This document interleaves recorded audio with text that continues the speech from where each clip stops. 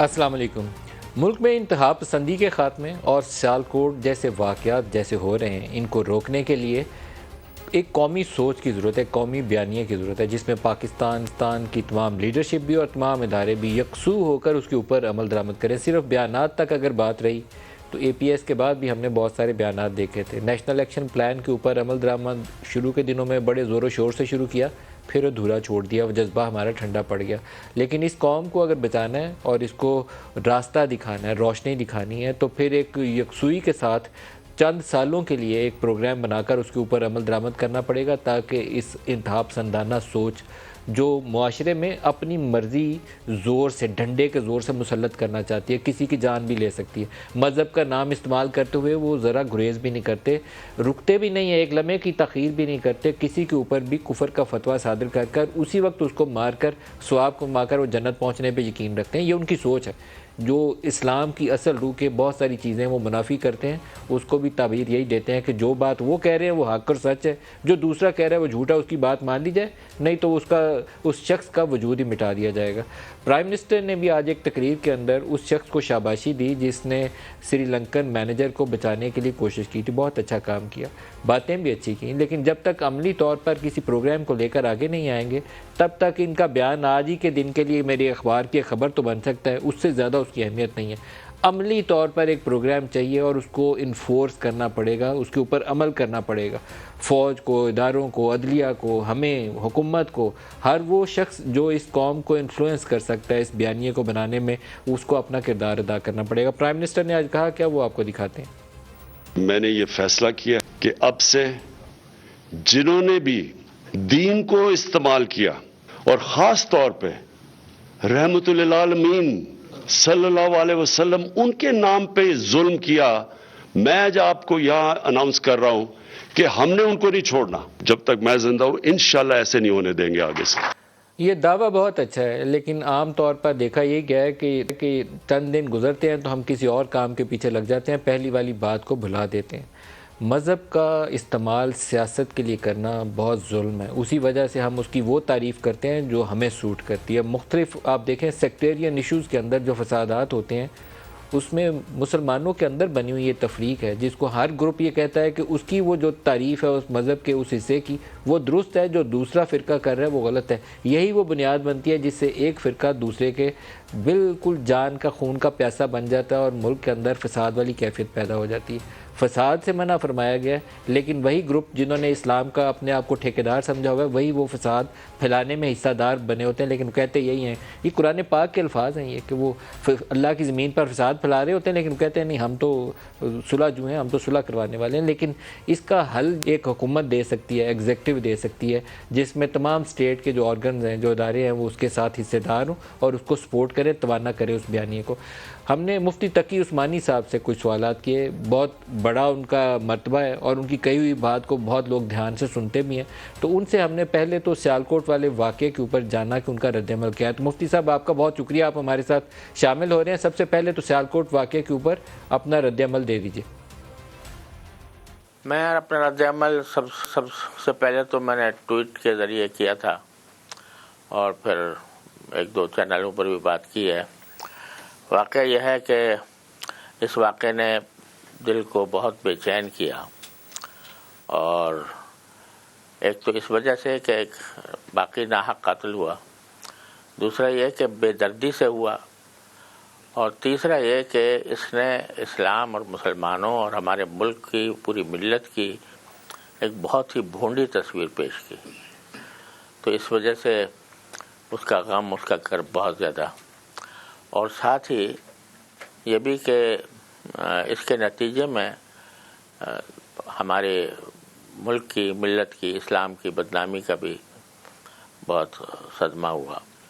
اور دوسرے یہ بھی کہ اس کو بعض اوقات لوگ غلط فائدہ اٹھانے کی اس سے کوشش کریں گے، مختلف قسم کے غلط فائدے۔ ایک تو یہ کہ یہ ایک ریت نہ پڑ جائے کہ ہر ایک آدمی اپنے ہاتھ میں قانون لے کر جو چاہے فیصلے کر لے، خود ہی فیصلہ کر لے کہ توہین ہوئی ہے، خود ہی فیصلہ کر لے کہ اس کی سزا ہونی چاہیے، اور خود ہی فیصلہ کر لے کہ موت ہونی چاہیے، اور موت ہونے کے بعد خود ہی فیصلہ کر لے کہ وہ کس طرح اس کو قتل کرنا ہے. یہ ریت پڑنا ملک کے اندر یہ بہت خطرناک ہے. اور دوسرا یہ کہ لوگ پھر جو لوگ کے مغرب کے پروپیگنڈے سے متاثر ہو کر توہین رسالت کے قانون کے بارے میں خواہ کا انہوں نے ایک شور مچایا ہوا ہے، تو وہ اس سے غلط فائدہ اٹھائیں گے. مفتی تقی عثمانی صاحب، ایک فرد واحد کو یہ اختیار حاصل ہے کہ وہ کام جو ریاست نے کرنا ہے وہ اپنے ہاتھ میں لے لے. یہ اختیار کس کا ہونا چاہیے، فرد واحد کا یا ریاست کا؟ جی بالکل، یہ ریاست کا کام ہے. یہ کسی کا انفرادی کام نہیں ہے. اور میں کل بھی ایک پروگرام میں عرض کیا تھا کہ یہ جو حدیث میں آتا ہے کہ اگر کوئی شخص کوئی برائی دیکھے تو اپنے ہاتھ سے اس کو روکے، یہ اس کا جو مخاطب ہیں وہ لوگ ہیں جن کو کسی بھی دائرے میں کوئی اقتدار حاصل ہو. میرا گھر ہے، مجھے اپنے گھر پر اقتدار حاصل ہے، میں اب ہاتھ سے روک سکتا ہوں. کوئی ادارے کا سربراہ ہے، اس ادارے کے اندر کوئی غلطی ہو رہی ہے تو وہ اس کو ہاتھ سے روک سکتا ہے. لیکن عام آدمی جا کر دیکھے کہ فلاں جگہ غلط کام ہو رہا ہے تو وہ جا کے اس کو خراب کر دے یا اس کو توڑ دے، یا یہ اس کی اجازت شریعت میں نہیں ہے. اور جائے کہ کسی کو قتل کی سزا دینا، اس کا تو کسی بھی طرح کسی کو اختیار نہیں ہے کہ قتل کی سزا دینا یا کسی اور جرم کی سزا دینا. یہ کام ریاست کا ہے، یہ عوام کا کام نہیں ہے.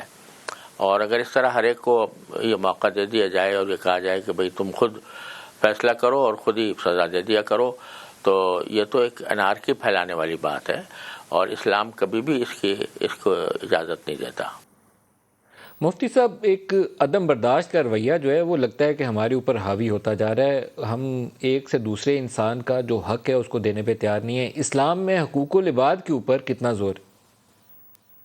یقیناً دیکھیے، حقوق العباد کا معاملہ یہ ہے، اسلام کے اگر احکام کو دیکھا جائے بحث مجموعی، تو اس کا اگر 4 حصوں میں تقسیم کیا جائے تو ایک حصہ ہے جو عبادات سے متعلق ہے، باقی 3 حصے تقریباً سارے کے سارے وہ حقوق العباد سے متعلق ہیں، بندوں کے حقوق سے متعلق.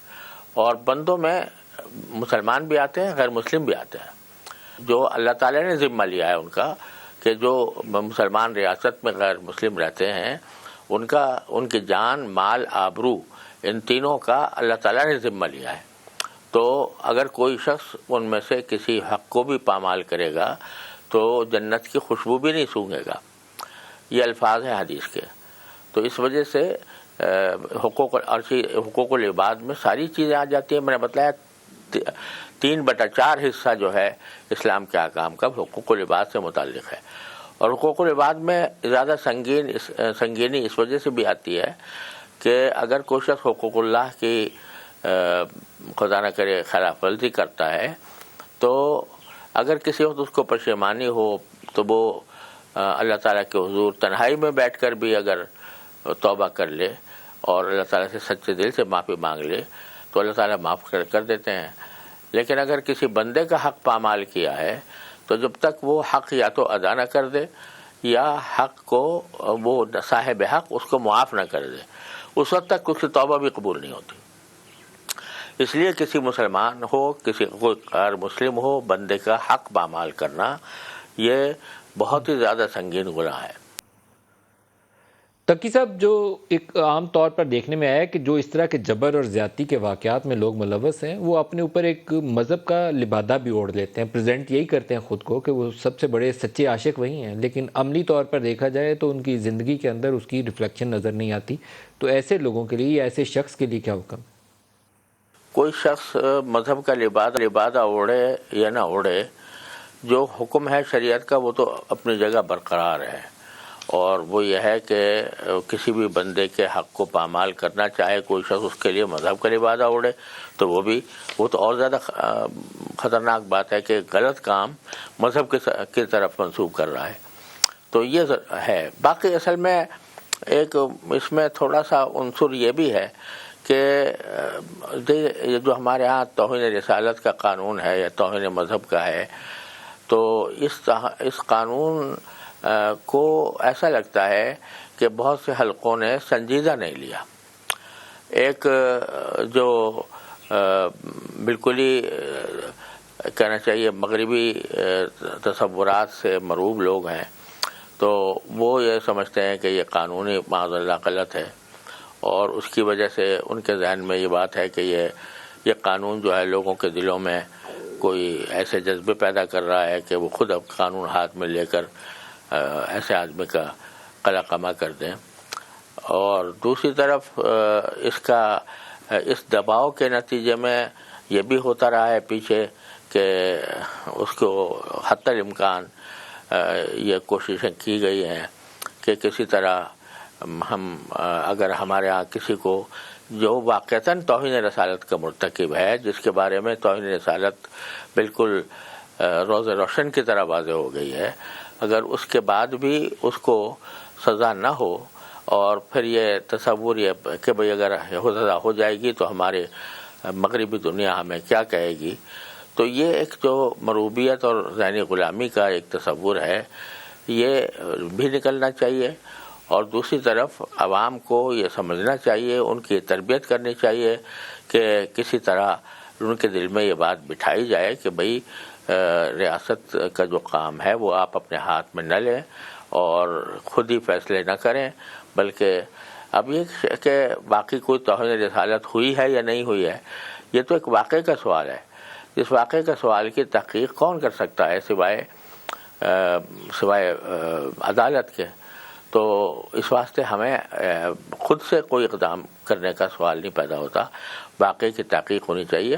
شریعت کا تو یہ حکم ہے کہ اگر قاضی نے اپنے آنکھوں سے کوئی جرم ہوتے ہوئے دیکھا ہے تو قاضی کو بھی یہ حق حاصل نہیں ہے کہ وہ اس کے اوپر عمل کر لے اور اس کی بنا پر سزا دیتے، بلکہ اس کو پھر عدالتی کارروائی کے ذریعے ہی گزر کر ہی کوئی فیصلہ کرنا ہوگا. صرف اپنے علم کی بنیاد پر نہیں کر سکتا قاضی فیصلہ کہ مجھے معلوم ہے کہ فلاں نے یہ ڈاکہ ڈالا ہے لہٰذا میں اس کو اپنے علم کی بنیاد پر سزا دے دوں، یہ نہیں ہو سکتا. بہت شکریہ جسٹس ذکی عثمانی صاحب. دو بہت اہم باتیں ہیں. ایک تو ریاست کا جو اختیار ہے وہ فرد واحد استعمال نہیں کر سکتا، اور خود ہی آپ کسی پہ الزام لگا کے خود ہی اس کو سزا دینے کا آپ کو کوئی اختیار نہیں، کوئی بھی ہو. دوسرا اس حدیث کا حوالہ دیا تقی عثمانی صاحب نے. اور تیسرا بڑا امپورٹنٹ نقطہ ہے کہ ایون اگر قاضی اپنی آنکھ سے بھی کوئی کام عمل ہوتا دیکھ لیتا ہے جو خلاف شریعہ ہے یا قانون کے مطابق اس کی سزا ہے، تو اس کو سزا دینے کا طریقہ بھی وہی ہے جو مروجہ عدالتی نظام سے ہوتا ہوا آگے جائے گا. ہمارے ساتھ جو آج پینلسٹ ہیں سینیٹر ولید اقبال صاحب ہیں پاکستان تحریک انصاف سے، اور عظمیٰ بخاری صاحب ہیں، عظمیٰ بخاری ہیں PMLN سے. دونوں کو خوش آمدید کہوں گا. عظمیٰ پہلے آپ اس کے اوپر رد عمل دینا چاہیں گی؟ جی بالکل. پہلے تو ملک صاحب پوری قوم کی طرح میں بھی بہت دکھی اور رنجیدہ ہوں، اور اس کے ساتھ ساتھ پریشان بھی ہوں کہ ہم کہاں جا رہے ہیں. جس نبی صلی اللہ علیہ وسلم کی ہم امت ہیں، ان کی اگر اسوہ حسنہ دیکھی جائے، ان کی سیرت پاک دیکھی جائے، تو اس میں تو اپنے دشمن کے اوپر بھی جو ہے وہ رحم اور عفو فرماتے تھے، اور جو ہے ان کے نام کے اوپر اس طرح سے خودی قانون کو ہاتھ میں لے کر اتنا بڑا واقعہ کر دینا، یہ یقیناً لمحہ فکریہ ہے بہت. آج میں نے وزیر اعظم صاحب کو سنا، انہوں نے آج اچھا کام کیا کہ انہوں نے آج ملک عدنان جیسے لوگ جو ہے، پہلے تو یہ یقیناً اب ایک اور تکلیف دہ بات ہے کہ اس پورے مجمع میں ایک یا دو لوگ تھے جو قانون کو ہاتھ میں لینے سے روکتے رہے. اس کا مطلب ہے، مجھے تو خوف یہ ہونے لگا ہے اب کہ شاید ہم یہی رہ گئے ہیں، ہمارا تناسب اب سوسائٹی میں یہ رہ گیا ہے کہ جو موب ہے وہ شاید میجورٹی میں ہے، اور قانون کو اور اس ملک کو جو ہے وہ مروجہ قوانین کے مطابق چلانے والے اور قانون کو ہاتھ میں نہ لینے والے جو ہیں وہ شاید اب ایک دو رہ گئے ہیں ہماری سوسائٹی کا. اگر یہ تناسب ہے 98 اور 2 کا، بہت خوفناک ہے، بہت خوفناک ہے، اور میں اس سے آگے سوچنا نہیں چاہتی. لیکن یہ بھی ملک صاحب ایک حقیقت ہے کہ یہ آج پہلا واقعہ نہیں ہوا ہے، اس سے پہلے بھی ہمارے ملک میں بہت سارے ایسے واقعات ہو چکے ہیں. اور آج جو وزیر اعظم صاحب نے ملک عدنان صاحب کو جو عزت دی، یقیناً یہ ایک اچھا عمل ہے، احسن عمل ہے، اور اسی طرح ہمیں انکریج کرنا چاہیے اس طرح کے لوگوں کو، اس طرح کی مثبت سوچ رکھنے والے لوگوں کو، کہ جو موب جو ایک کسی طرح سے پرتشدد موب کے جو ہے وہ سامنے بھی کلمہ حق کہہ سکیں، سو ان کو یہ بات اچھی ہے. صحیح ہے. لیکن ولید اقبال صاحب سے بھی اس پہ ریاکشن لے لیں.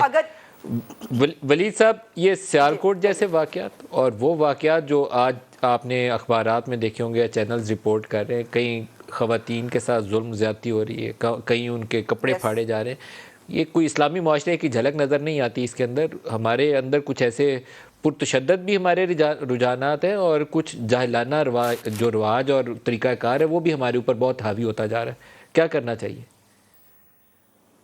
ہاں جی، اس بابت میں بھی جو عرض کرنا چاہوں گا، وہ بلکہ گزشتہ روز کی ایک کچھ کارروائی ہے جو میں چاہتا ہوں آپ کے توسط سے، آپ کے چینل کے توسط سے میں وہ دہراؤں کہ اتفاق سے کل دوپہر 3 بجے گزشتہ کل سینٹ کی جو قائمہ کمیٹی ہے برائے انسانی حقوق، جس کا میں چیئرمین ہوں، اس کی ایک میٹنگ تھی جس میں ہم نے کوئی قانونی مسودہ، ایک ترمیمی بل لینا تھا. خواتین کی جو ہراساں کرنے کا قانون ہے ورک پلیس پہ، اس کی کچھ ترامیم تھیں.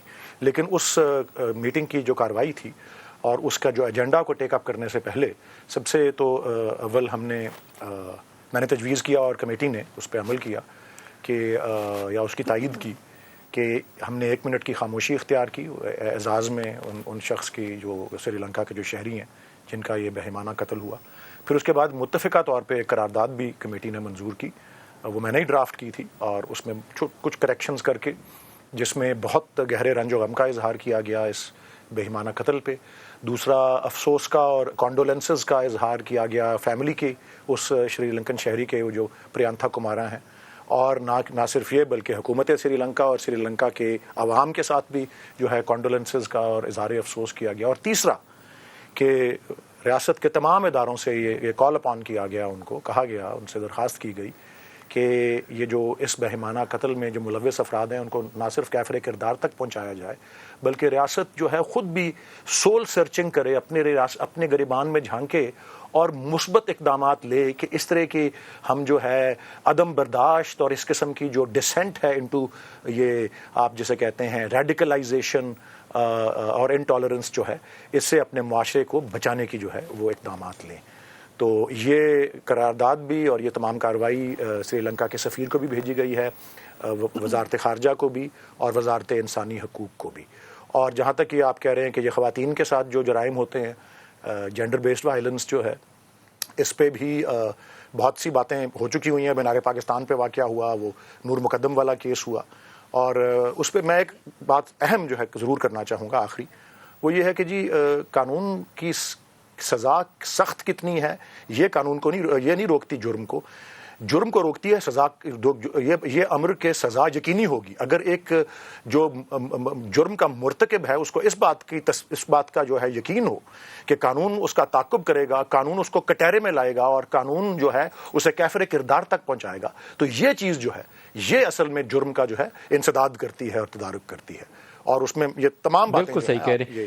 ایک بریک سے واپس آتے ہیں تو باقی موضوعات پہ بھی بات کریں گے. ہمارے ساتھ رہیے گا.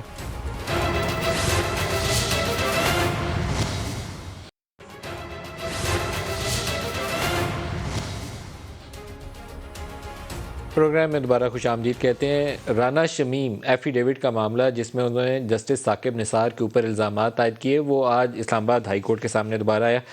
رانا شمیم نے شوکاز نوٹس کا جواب جمع کرا دیا اور بیرون ملک انہوں نے جانے کی صدا بھی ان کے شاید وکیل کی جانب سے کی گئی کہ وہ وہاں جا کے ایفیڈیوٹ لے آتے ہیں جس کو مسترد کر دیا گیا. ثاقب نثار کا سامنا کرنے کے لیے تیار ہوں، یہ انہوں نے کہا ہے کہ ان کے وکیل نے کہ وہ ثاقب نثار کا سامنا کرنے کے لیے تیار ہے. بیان حلفی پبلک نہیں کیا. برطانیہ میں ریکارڈ کرانے کا مقصد دستاویز کو محفوظ رکھنا تھا. شوکاز میں جواب رانا شمیم نے 3 سال بعد بیان حلفی کیوں دیا، کس مقصد کے لیے دیا گیا ہوگا؟ چیف جسٹس صاحب نے پوچھا. بیان حلفی کہیں نہ کہیں تو جمع کرانا تھا، وہ لاکر میں رکھنے کے لیے تو نہیں تھا. چیف جسٹس رانا شمیم نے بیان حلفی سے انکار نہیں کیا، لیکن انہوں نے بیان حلفی شائع ہونے کے لیے نہیں دیا. دستاویز اس وقت کہاں ہے؟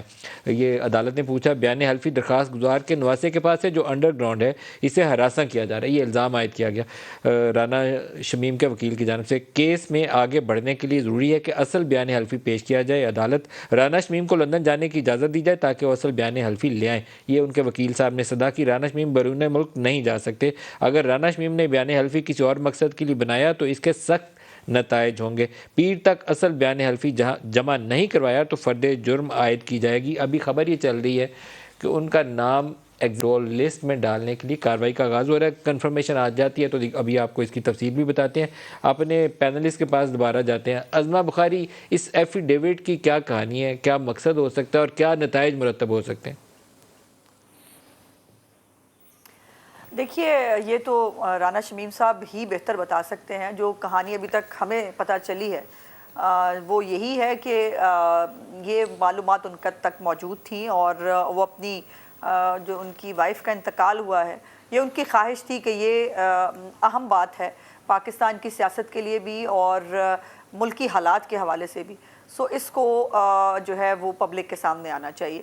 اور افسوس کی بات یہ ہے کہ ہمارے ملک میں اب حالات یہ ہیں کہ جس نے کوئی سچی بات کرنی ہے یا جس نے جو ہے وہ بڑے لوگوں کے خلاف بات کرنی ہے وہ ملک سے باہر جا کے کرے. ملک کے اندر آپ سچ نہیں بول سکتے. ملک کے آپ کا خیال یہ ہے کہ یہ ان کی وائف کے انتقال کے بعد ان کے اندر یہ احساس جاگا ہے کہ انہوں نے یہ سچائی قوم کے سامنے لانی ہے؟ پہلے وہ نہیں لانا چاہتے تھے لیکن اب ان کے اندر وائف کی ڈیتھ کے بعد آپ کہہ رہی ہیں یہ احساس جاگا؟ جی یہ انہوں نے کورٹ میں کہا ہے. انہوں نے کورٹ میں کہا ہے کہ میری وائف کی خواہش تھی کہ اس کو جو ہے وہ پبلک کیا جائے تو میں نے اس لیے کیا, اور میں یہ وہاں میں نے جو ہے یہ لندن میں لکھوا کے اپنے نواسے کے پاس رکھا تھا. اور اب ان کو جو ہے وہ ظاہر ہے جو کورٹ نے حکم کیا ہے بڑی اچھی بات ہے. میں سمجھتی ہوں کہ جس طرح سے جو رانا شمیم صاحب کو پوچھا جا رہا ہے یا ان سے بیان حلفی کا وہ کیا جا رہا ہے, اس میں دوسرے فریق ثاقب نثار صاحب بھی تو ہیں.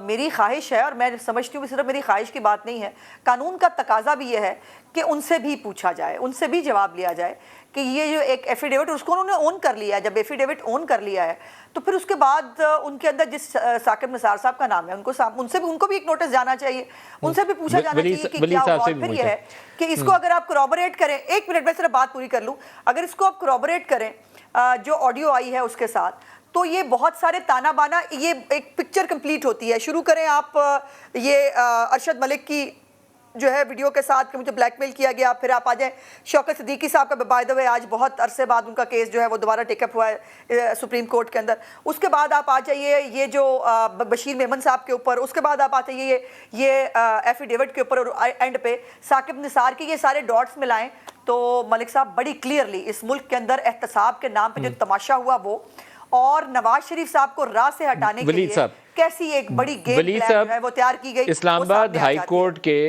2 ججز جس میں شوکت صدیقی صاحب, ان کا کیس تو چل رہا ہے سپریم کورٹ کے سامنے اس وقت, اور اس کیس میں بھی یہ جو رانا شمیم والا معاملہ ہے جس میں جسٹس ثاقب نثار کے اوپر انہوں نے الزام عائد کیا, اسلام آباد ہائی کورٹ کے ایک سٹنگ جج کا ہی ذکر ہے. تو بہت ہی کروشل ہے. کیا نتائج مرتب ہو سکتے ہیں؟ بہت اہم ہے, بڑا میٹر کرتا ہے کہ عدالت اپنا نام جو ہے اپنائے میں جو ہے صاف کر کے اس میں سے نکلے. جو بھی ذمہ دار ہے, جھوٹا ایفیڈیوٹ ہے اس کو پکڑے, جھوٹی آڈیو ہے تو جھوٹی آڈیو والے کو پکڑے, لیکن نتائج اس کے ہوں گے مرتب. جی سب سے پہلے تو دیکھیں, بطور ترجمان وفاقی حکومت اور پاکستان تحریک انصاف, یہ تو میرا فرض ہے کہ میں یہ واضح کر دوں اور دہرا دوں کہ حکومت کا موقف اس پہ بڑا واضح رہا ہوا ہے. یہ سارا یہ ایفیڈیوٹ, وہ آڈیوز, کہ یہ سب ڈرامہ ہے.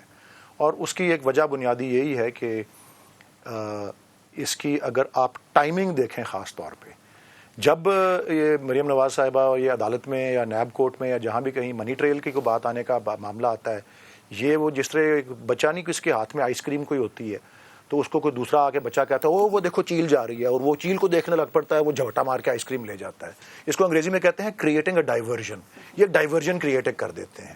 اور اب یہ آپ نے معاملہ بہرحال اب کورٹ میں تو ہے ہی, اور یہ جو کارروائی آپ نے جو ابھی جس کو رپورٹ کیا ہے, اور یہ آتی رہی ہے آج ٹیلی ویژن پر بھی اور دیگر کل سے آ رہی ہے, اس سے تو یہ نظر آ رہا ہے کہ یہ جو جج صاحب ہیں جن کا ایفیڈیوٹ کا معاملہ ہے, یہ اس وقت تک تو یہ کورٹ کو ڈاج کر رہے ہیں. اور چیف جسٹس اطہر من اللہ جو کہ بالکل قاعدے قانون کے مطابق اور سخت مزاجی سے چلنے والے ہیں, آپ نے ان کی جو ہے آج جو انہوں نے حکم صادر کیا ہے وہ آپ کے سامنے ہے. اور اسی لیے یہ چیز جو ہے اس کو سٹینڈ الون نہیں دیکھا جا سکتا تنہائی میں, یہ ایک مجموعی طور پہ یا ٹوٹیلٹی میں دیکھنے کی ضرورت ہے کہ یہ کیا کیا اس کیس کے میں جو اور محرکات ہیں, جس طرح یہ قطری خط پیچھے آتے رہے ہیں. اچھا ولی صاحب, انٹرسٹنگلی جو جسٹس شوکت عزیز صدیقی والا معاملہ ہے وہ کوئی نیا کراپ اپ نہیں ہوا. جسٹس شوکت صدیقی والا معاملہ ولی صاحب پرانا پینڈنگ ہے, اور بلکہ طویل عرصے کے بعد اس کی تاریخ لگی اور آج کل وہ چل رہا ہے, وہ اس کے اوپر بھی فیصلہ آ جائے گا. لیکن یہ جڑے ہوئے ہیں معاملے. مریم نے جو اپنی اب دوبارہ ایک صدا دی ہے, میرے خیال میں سی ایم اے داخل کیا انہوں نے, اس کے اندر انہوں نے جسٹس شوکت عزیز صدیقی کی پٹیشن کا ایک حصہ اپنی اس درخواست کے اندر حصہ لگا کے وہ بھی جمع کرا دیا عدالت کے سامنے. ادھر سے شمیم صاحب آ گئے ہیں, ادھر ثاقب نثار کی آڈیو آ گئی ہے, تو معاملہ کچھ کمپلیکیٹڈ ہے. میں اس لیے کہہ رہا ہوں کہ اس کے نتائج مرتب ہوں گے, چاہے وہ جاری کرنے والوں پہ مرتب ہوں یا جن کے اوپر الزام ہے اس کے اوپر ہو, اس کے بغیر یہ معاملہ اب کلوز نہیں ہو سکے گا. ولید صاحب دیکھیں جی, شوکت عزیز صدیقی صاحب جو ہیں سابق جج, ان کا جو معاملہ ہے اس کا اس کیس کے فیکٹ سے یا جو نیب کے عدالتوں میں کارروائی میاں نواز شریف اور ان کی جو صاحبزادی صاحبہ ہیں ان کے خلاف جو ہوتی رہی ہے اس سے تو تعلق نہیں ہے, وہ تو ایک اور معاملہ تھا. اور سپریم جوڈیشل کاؤنسل نے نہیں, اس میں آج اس میں انہوں نے عدالت کے اندر کہہ دیا ہے جسٹس ثاقب نثار کا نام لے کے کہ وہ میرے گردن کے پیچھے, تو وہ تو سیدھا انہوں نے نام لے کے کہہ دیا. بہرحال جی وہ کیس زیر سماعت ہے. آئی ڈونٹ نو عدالت ان کی بات کو یقین کرتی ہے نہیں کرتی ہے. میں سپریم جوڈیشل کاؤنسل پوری کارروائی ان کے خلاف کر چکی ہوئی ہے, اور وہ سپریم جوڈیشل کاؤنسل میں کوئی ایک سنگل جج نہیں ہوتے, وہ چیف جسٹس آف پاکستان اور دیگر 2 سینئر چیف جسٹسز اور سپریم کورٹ کے 2 اور سینئر ججز ہوتے ہیں. یہ ایک فرد واحد جو ہے اس طرح کی آئینی ادارے کو جو ہے اس طرح قابو نہیں رکھ سکتا جس طرح کا تاثر دیا جا رہا ہے. بہرحال اگر اس کارروائی میں کوئی نقص ہیں وہ اس وقت عدالت میں ٹیک اپ ہوا ہے, وہ موقف ان جج صاحب نے لیا ہوا ہے اور حامد خان صاحب ان کی وکالت کر رہے ہیں. یہ کیس زیر سماعت ہے. میں اس کے ہر ایک قوائف سے واقف تو نہیں ہوں, میں نے فائل تو نہیں پڑھی ہوئی, لیکن میں پھر یہی دہراؤں گا کہ یہ بس ڈائیورژن ایک کریٹ کی ہوئی ہے, اور یہ اس کی ٹائمنگ جو ہے یہ سارے ازما سے پوچھو, یہ ایفیڈیوٹ والا. اور ازما آپ کیا کہتی ہیں؟ یہ تو اپنا پی ٹی آئی کا پوائنٹ آف ویو انہوں نے دہرانا ہے, آپ نے نون کا دہرانا ہے, لیکن آپ بھی اپنا دے دیجئے پوائنٹ آف ویو. نہیں, میں نے پوائنٹ آف ویو دہرانا نہیں ہے, میں نے حقیقت بتانی ہے جی. اور پہلی تو بات یہ ہے کہ یہ جس کو یہ گھر بیٹھ کے ڈرامہ اور فلانا اور یہ کہہ رہے ہیں نا, ہم نے آپ کو کہا تھا کرائیے فرینزک, اور کرا کر جو ہے وہ لا کے بتا دیجئے.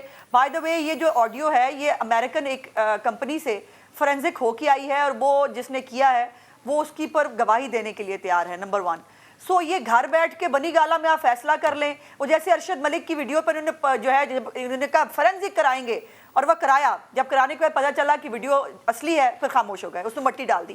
ہر چیز پہ مٹی نہیں ڈالی جائے گی. اور ولید صاحب آپ کو بہت سارے حقائق کا علم نہیں ہے. پہلے تو شوکت صدیقی صاحب نے جو کہا تھا, انہوں نے کہا کہ بینچز جو ہیں وہ مرضی سے بنوائے جاتے ہیں. میرے گھر پہ کچھ لوگ آئے, انہوں نے آ کر ہمیں کہا کہ ان کیسز میں ان کو سزا دینی ہے ورنہ 2 سال کی محنت ضائع ہو جائے گی. تو یہ بہت ریلیٹڈ چیزیں ہیں ولید صاحب. دوسری بات, ذرا آخری پیشی کے اوپر ملک صاحب آپ بھی چیک کر لیجئے, آپ کی جو لاسٹ ہماری پیشی تھی اس کے اوپر نیب سے پوچھا تھا ڈویژن بینک نے, جو مریم صاحبہ کی اپیل دیکھ رہا ہے, اس پہ نیب گیا ہوا ہے سوال کا جواب لینے جو کورٹ نے ان کے سامنے چھوڑا تھا, اور وہ سوال یہ تھا کہ یہ اثاثہ مریم نواز کے نام پر ثابت کیسے ہوتا ہے. اور یہ ہم کہتے رہے, ہماری باتوں کو ظاہر ہے وہ اہمیت نہیں دی گئی. اب ججوں نے یہ سوال پوچھا نیب سے, اور نیب نے خود 2 ہفتے کی مہلت مانگی کہ ہمیں ٹائم دے دیں.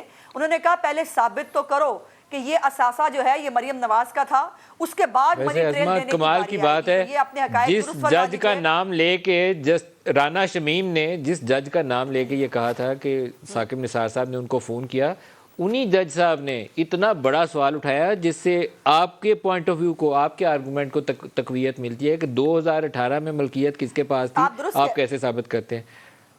تو آپ نے براہ راست رانا شمیم صاحب کی جو پوری ایفیڈیوٹ ہے اس جج کے اوپر ڈائریکٹڈ ہے.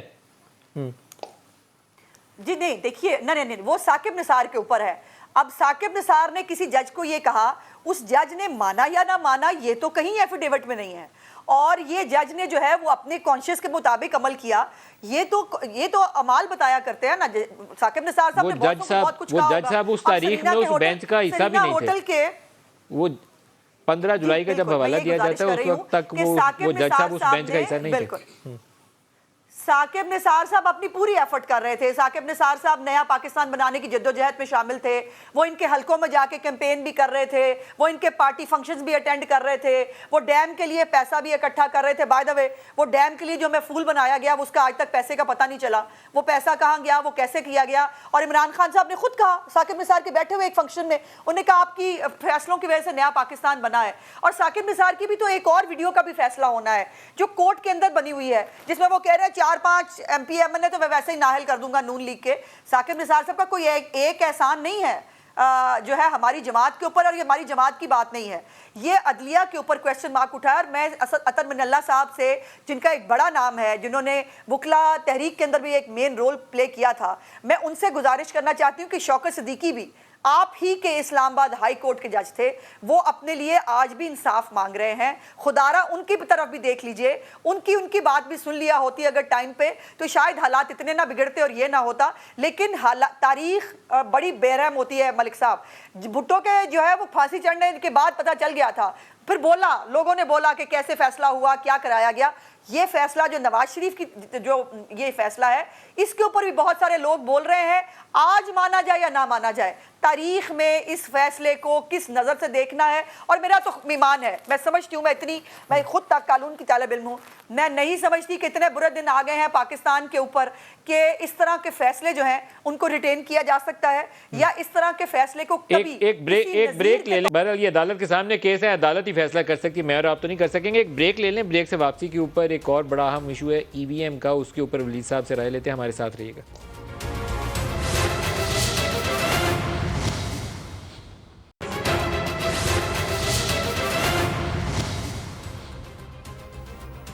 پاکستان تحریک انصاف آئندہ الیکشن الیکٹرانک ووٹنگ مشین سے کروانا چاہتی ہے. اس حوالے سے ہمارے سینئر کورسپونڈنٹ ہیں عباس شبیر, انہوں نے خبر دی ہے کہ کابینہ کے سامنے کچھ ایک ٹائم لائن بھی رکھی گئی ہے. تو ہمارے ساتھ ہیں اس وقت عباس, انہی سے اپڈیٹ جانتے ہیں. عباس فرمائیے گا, کیا تفصیل کیا ہے, کابینہ کے سامنے کیا تجاویز رکھی گئی ہیں؟ دیکھیں ملک صاحب, جو کیبنٹ کمیٹی تھی اس نے اپنی سفارشات دی تھی اور کابینہ نے اس کو منظور کیا ہے EVM پر اور آئی ووٹنگ کے لیے. شبلی فراز صاحب کنوینئر تھے, انہوں نے یہ سارا کام کیا اور انیشیل جو کام ہے وہ مکمل ہو چکا ہے اور ساتھ ساتھ شیڈیول بھی جاری کیا ہے اور اس کی بھی منظوری دی ہے. EVM خریداری کے لیے کانٹریکٹ دیے جائیں گے, اس کی فراہمی شروع کرنے کی جو منظوری دی گئی ہے, اس کے ساتھ ساتھ سٹاف کی تربیت کا بھی آغاز ہوگا, اس کی بھی منظوری دی گئی ہے. آپریشنل سٹاف کو تربیت دی جائے گی. یہ سارے انیشیل کام تھے جو کہ اب ہم سمجھ رہے ہیں کہ اب یہ چیزیں آگے نکل رہی ہیں. لیکن عباس, وہ مشینیں لینی کتنے کی ہیں, کہاں سے لینی ہیں, رکھنا کہاں پر ہے, اس کے اوپر بھی کوئی بات ہوئی؟ پیسے ویسے ہیں ہمارے پاس اتنے؟ دیکھیں اب حکومت کہہ رہی ہے EVM پہ کروانے, تو ان کے پاس پیسے ہیں اور انہوں نے کہا ہے کہ اچھا جو ڈاکومنٹ ہمارے پاس ہے منظوری کا, اس میں یہ واضح طور پر لکھا ہے کہ جو ریلیونٹ منسٹریز ہیں اور جو ڈویژنز ہیں وہ الیکشن کمیشن سے مکمل تعاون کریں. وزارت خزانہ کو بھی ڈائریکٹ کیا گیا ہے کہ وہ الیکشن کمیشن کو بر وقت فنڈ کی جو فراہمی ہے اس کو یقینی بنائے.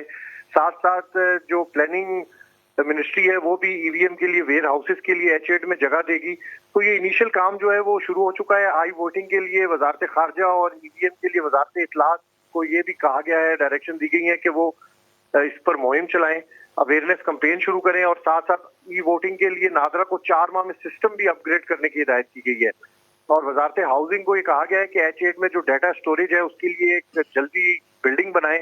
یہ ساری کیبنٹ کمیٹی کی سفارشات تھیں جس میں کہا گیا کہ الیکشن کمیشن سے مکمل طور پر آپ کا کہنا ہے کہ تمام یہ سفارشات جو ہیں کابینہ نے آج منظوری دے دی ہے ان کی؟